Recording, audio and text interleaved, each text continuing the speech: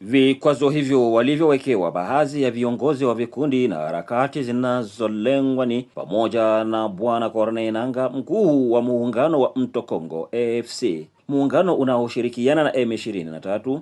Kuna John Imani Zenze, kanali mkuu wa ujasusi wa M23, Sebastien Uwimbabazi, brigadia generali wa kikosi cha kidemokrasia cha ukombozi wa Rwanda FADLR, Bwana Gustave Kabwayo kwa maarufu Sirkof, kamanda wa FADLR FOCA, Mohamed Rumisa, kamanda mkuu anayehusika na dhana za kivita kutoka nje katika kundi la Allied Democratic Forces ADF, na hatimaye ni kanali aliyeasi jeshi la taifa Charles Matama, kiongozi wa kijeshi wa kundi la Twirwaneho uko kwenye nyanda za juu za tarafa ya Fizi. Nilimuuliza mwanasheria Omar Kavota, pia anayeshughulikia kufanya utafiti kuhusu ugaidi, amepokeaje habari hii? Vikwazo hivi ni ishara kama Umoja wa Mataifa una nia ya kutokuadhibu, ingawa ni shinikizo za kiuchumi na kupelekea wasiweze kupatiwa tena silaha. Hii inaweza kusaidia kidogo kuchangia usalama,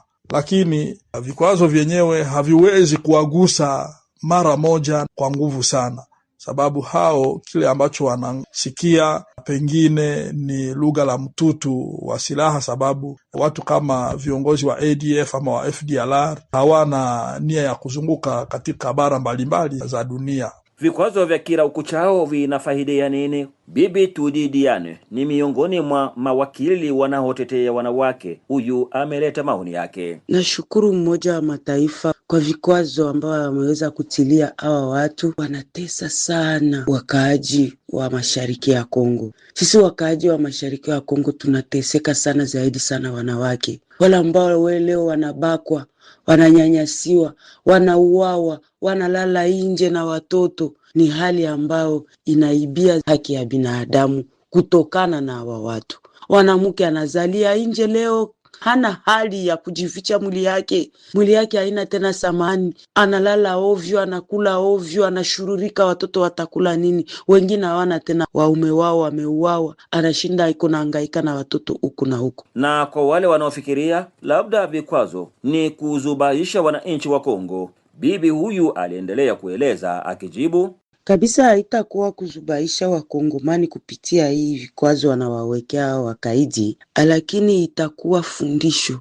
Na mnawaza vita, ukosefu wa amani ni kitu ambao kinaenda haraka lakini kinarudi polepole. Hii vikwazo wanawawekea ni fundisho kwao na kwa wengine, na kesho yake taona kama mashariki wa Kongo itapata amani. Msekedile, Idhaa ya Kiswahili ya Afrika, Sauti ya Afrika, Beni.